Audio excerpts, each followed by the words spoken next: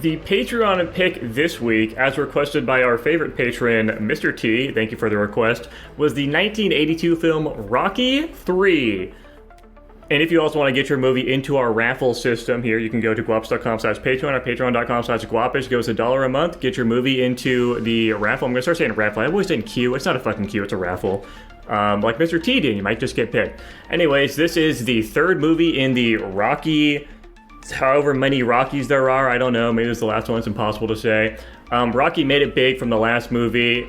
He's washed now, though, as it happens to be, and he needs to get back in the game to beat his next upcoming rival, Mr. T. Funnily enough. Fun fact: Mr. T brought his mother to the premiere of this film, and during the scene where he makes lewd remarks towards Adrian, his mom turned to him, said, "I did not raise you to talk to a lady like that," and then stormed out of the theater. Oh my god. Oh no. That's a good fun fact. I like that one a lot. That's very funny. She doesn't know how movies work. Oh yeah. Alright, Tanner, I've heard that this is a divisive film in the Rocky series. I have to know where you're putting it. Yeah, this is the one. This one really represents the transition between 70s Rocky and 80s Rocky, which are two fairly different things, vibe-wise.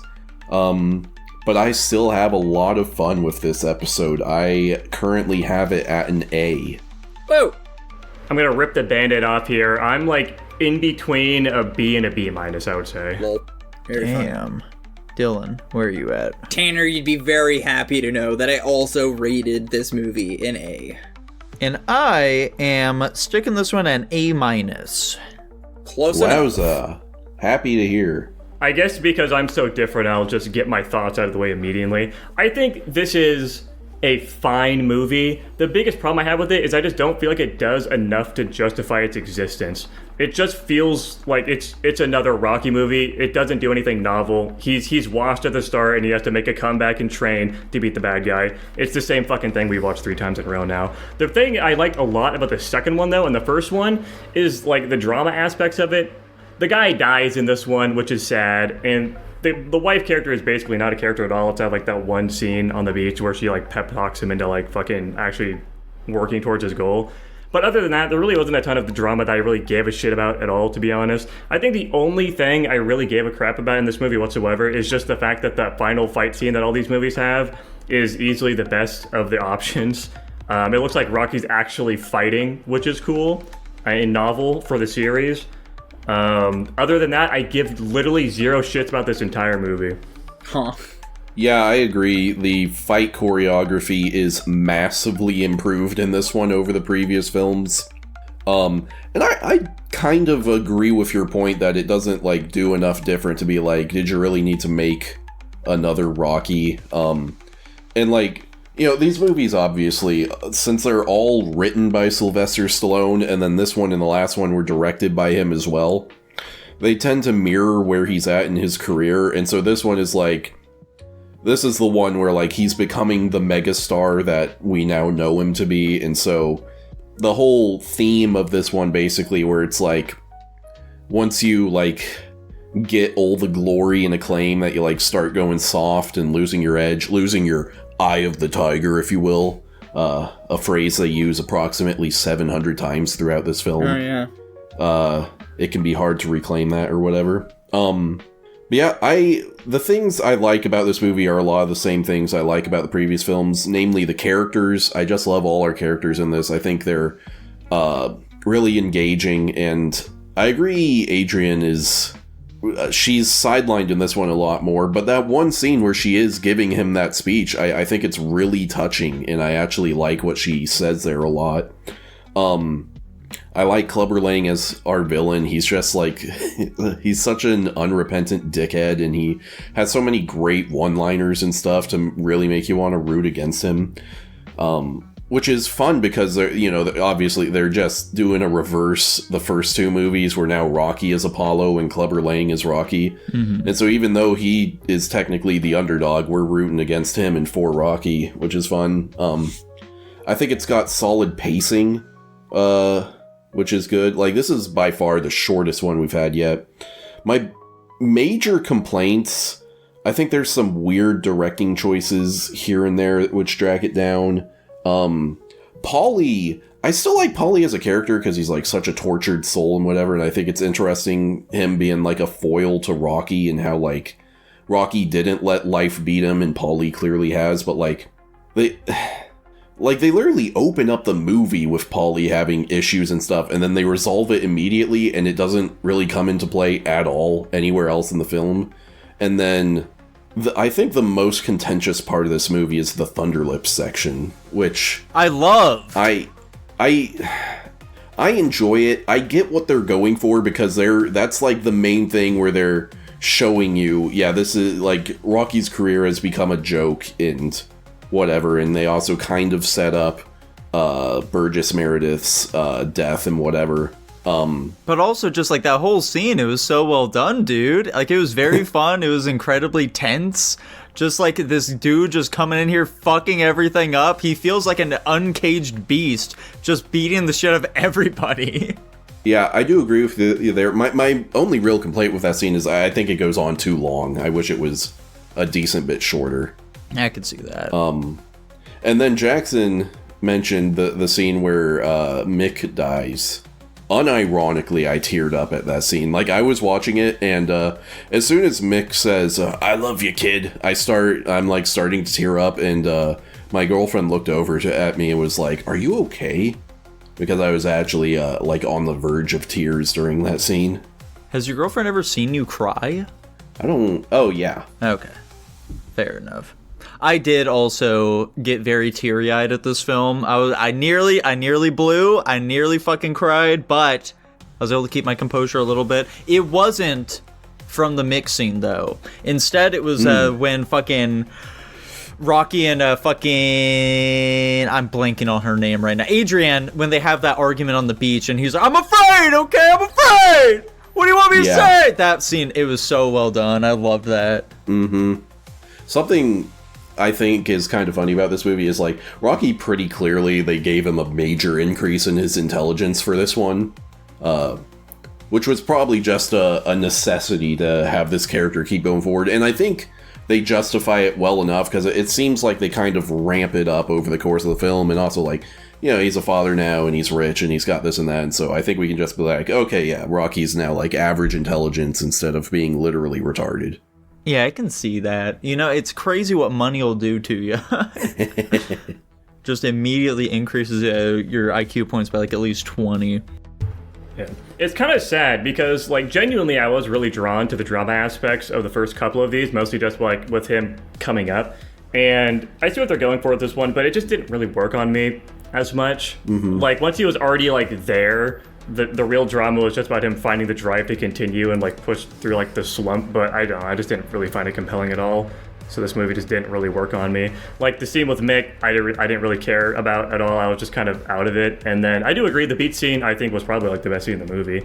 I thought it was a great emotional tie-in. I liked seeing the wife come back into play, given like he has like a family. It was a big part of the first couple of movies, and then it's just like basically not a thing at all in this one outside of him offhandedly referencing that he's scared to continue because of like the risk that it associates with his family, which is I see, but I don't know. It didn't really work on me. I thought that scene was good, but like, I felt no such ways, I suppose. I love that they always find a way to incorporate Apollo into these films. Like, obviously he's a big part of the first one, second one, but even here it's like, I just love this guy being on screen. He's so charismatic. I just enjoy him. Yeah, he's so fun to watch. And I love that during the first match against Clubber Lang, when they have him step into the ring and he's like being friendly and whatever, and then Clubber Lang just disrespects him so hard. And like, even though his face is totally emotionless, you can just kind of see in his eyes that he developed like an eternal seething hatred of this guy from that moment forward. Yeah. Fucking Mr. T, he's scary in this film. Like, they do a great job making him super intimidating. Mm-hmm. Yeah. What's crazy is this movie came out before Mike Tyson's career. Oh. Do you think that if Mike Tyson was like on top of the world, they would have tossed him in here instead of Mr. T? I could maybe see that. The voice is a problem, obviously. True. But, Dylan, we have not heard your thoughts on the movie yet. What did you think? I mean, I don't really have much to add to any of this. I agree, the fucking mix scene got me to cry, or tear up at the very least. I'm trying to remember the other portion that did. What's really funny is the reason I like this movie so much is the reason I should like the first movie, but for some reason the delivery in the first movie wasn't there. I liked the idea of, like, Rocky being, like, washed in his career, and it's, like, a struggle and a fight to get back what he, like, lost. And it's just great watching him overcome that obstacle and, like, fighting to reclaim what he had, because, you know, because some people at that point, they kind of just give up. Like, Apollo kind of did, but it seems like he's fine to just retire out of it. But Rocky felt like, you know, he had that burning desire he had in the first movie, where he wants to be that guy again, which was cool to see. And I agree with Nico. Fucking Mr. T in this movie is goddamn terrifying. Oh my god. Just got that aura about him. But, I love that line from him right before the final fight where they're like, Clubber Lang, what's your prediction for the fight? And he just goes, prediction, pain. It's so valid either way, too. Yeah. I guess I was just gonna tie into maybe why I think the drama aspect didn't work, and it's mostly just because, like, the intelligent decision from Rocky's perspective would just be to give it in. Like, he already has a shit ton of money, he's stable, he's got a family with a wife and kid that he would, you know, lose a lot of if he went into this, like, really risky fight against this guy that fucking beat the shit out of him. And it's hard for me to understand the rationale. Like, I get it, he wants to get it back in there, he wants to prove himself that he can still do it, but, like, it's just kind of dumb. Like, you're already on the verge of retiring. I just don't see why you just don't do it, you know? He's a dumb guy, first of all. And second of all, Jackson, you're far too pragmatic, okay? You just don't get it. It's a man thing, dude. He needs to prove himself here. You're right, I don't get it. I guess that also leads into another thing where, like, the injury that he sustained was a big part of the second movie, and, like, him, like, not wanting to, like, worsen it, and it just wasn't a factor in this one at all. It's crazy what money can do. True. Yeah. Oh, fucking, for that first fight he had against Mr. T, it was just crazy how they had zero defense whatsoever. Like, he was just letting the dude wail on him the entire time. That's really how some of these movies just feel like they go to. It's just, you're just watching two dudes throw punches and just letting it happen, unfortunately. Yeah. I was just gonna add, I really like the ending of this, and they set it up so offhandedly with, Apollo being like, yeah, you're gonna owe me a favor, and, like, I feel like if you haven't seen this movie before, you really have no idea what that favor is gonna be, and then, you know, we get to that ending, and it's just them walking alone into a dark gym, and they're like, yeah, I need to be sure that you would fairly beat me in a fight, and I think it's pretty epic. Dude, I definitely assumed that was the favor. Yeah, I think we all had that. Oh, well.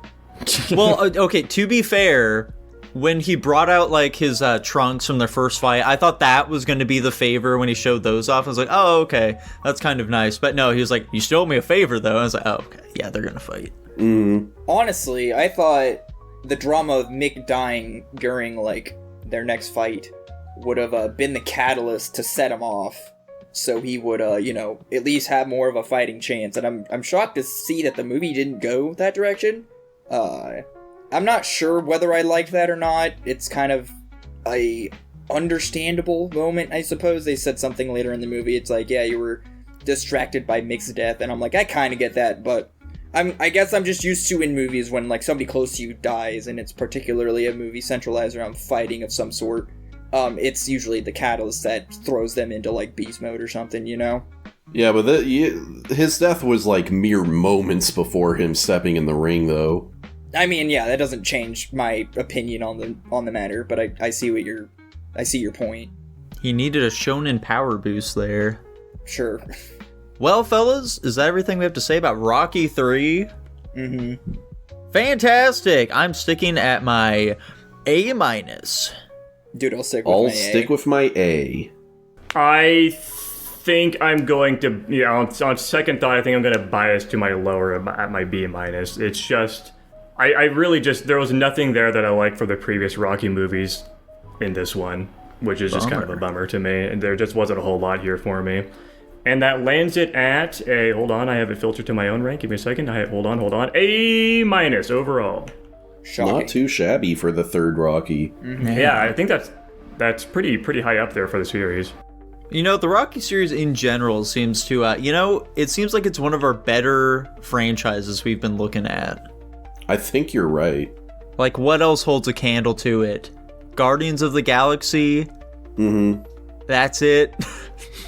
I think a big part of that is just because it is Sylvester Stallone writing all of them and directing most of them. So, like, just being able to have that consistent vision really helps, like, keep them all at the same baseline. Yeah. What's really funny is looking back on it, Rocky 3 is going to be ranked the same as Rocky, which is lower than Rocky 2. Sounds about right to me.